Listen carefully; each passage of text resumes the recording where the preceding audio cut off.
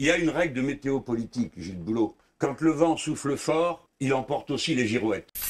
Bon les amis, c'est quand même plutôt fou qu'on laisse Rotaillot expliquer que la France est un coup de gorge sans lui objecter que ça fait des mois qu'il est ministre de l'Intérieur dans un gouvernement des gens qui ont le pouvoir depuis 8 ans. Avant de commencer cette petite réaction, je compte sur vous les amis pour la visibilité de la chaîne bien sûr. Un petit like, un petit commentaire, ça fait toujours plaisir. Et si t'es pas abonné, abonne-toi. C'est totalement gratuit. Justement, vous parlez de ligne politique. On va écouter votre concurrent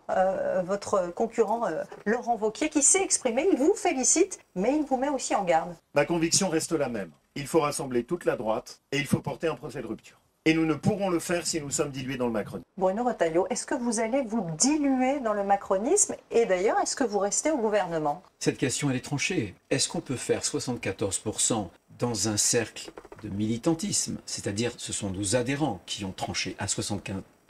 La question, je considère que si il ne voulait pas que je sois au gouvernement, alors ça aurait été un désaveu. Laurent a fait largement sa campagne sur ce sujet-là.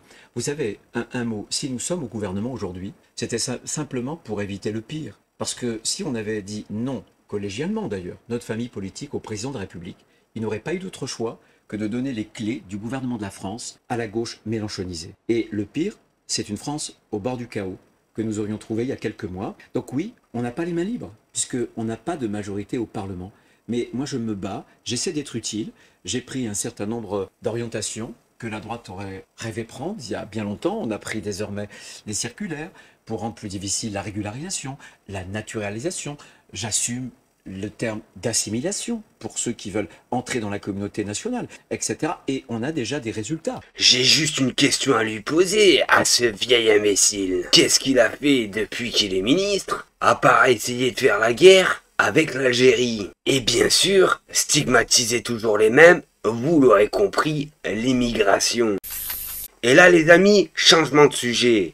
Nous allons nous poser une question. Est-ce que tous les Français doivent-ils payer l'impôt sur les revenus? Voici la réponse qu'on pose sur RMC. Avec Charles Consigny qui explique qu'il faut supprimer cet impôt. Je suis pour la désofiatisation de notre économie et la libération française. Moi, personnellement, si vous me donnez mon avis, je préférais personnellement qu'on baisse toute la TVA et les taxes sur les produits de première nécessité que sur les impôts en France. Alors oui, effectivement, les impôts en France sont assez élevés, mais comparé à la TVA, c'est rien du tout. Je pense qu'il faut supprimer l'impôt sur le revenu. Je pense que c'est qu'on a besoin de donner de l'air à l'économie et de permettre aux gens 80 milliards par an de garder le fruit de leur travail. Je suis pour la perestroïka en France. Je suis pour la désoviétisation de notre économie et la libération des Français. Ça avait manqué ça. Et donc, je suis pour la suppression pure et simple de l'impôt sur le revenu. Si on ne le supprime pas, si on reste dans cette espèce de demi-truc, pourquoi pas effectivement le faire casquer par tout le monde? Ça me paraîtrait assez juste. C'est un impôt qui en l'état est très injuste,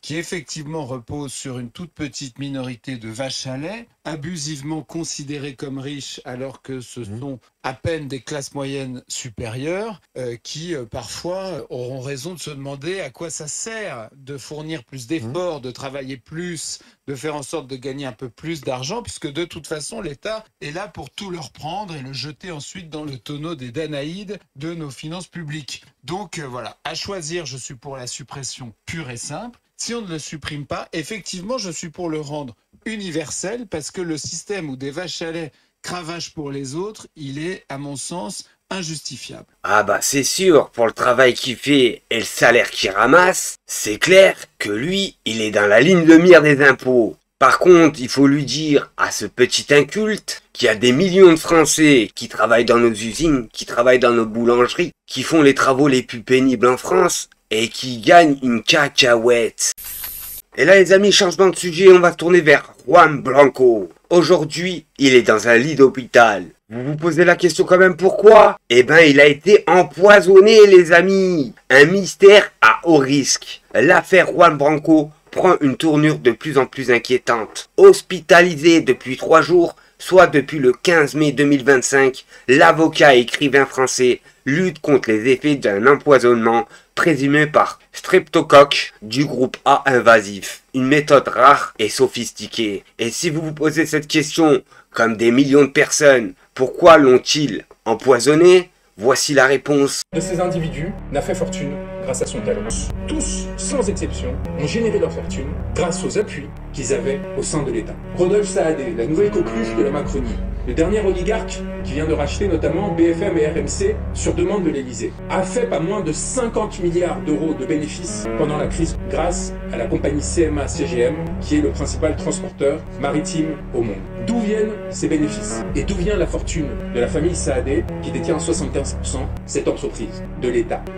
L'État, sous Jacques Chirac, a cédé à cette famille pour 20 millions de francs, ce qui aujourd'hui constitue son patrimoine, après y avoir investi plus d'1 milliard de francs. Ces liens oligarchiques sont ceux qui ont façonné aujourd'hui l'une des premières fortunes mondiales qui utilise cette fortune à quelle fin? Soutenir et défendre Emmanuel Macron, soutenir et défendre des forces politiques qui s'assureront de la préservation de ses intérêts et surtout de son impunité.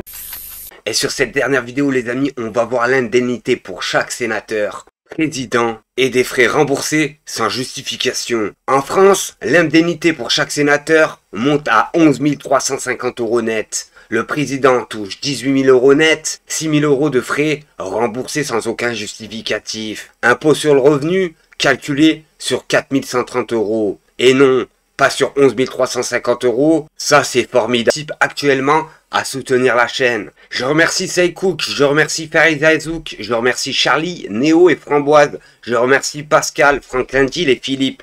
Merci à vous 8, ça fait extrêmement plaisir du soutien. Sur ce les amis, à la prochaine vidéo.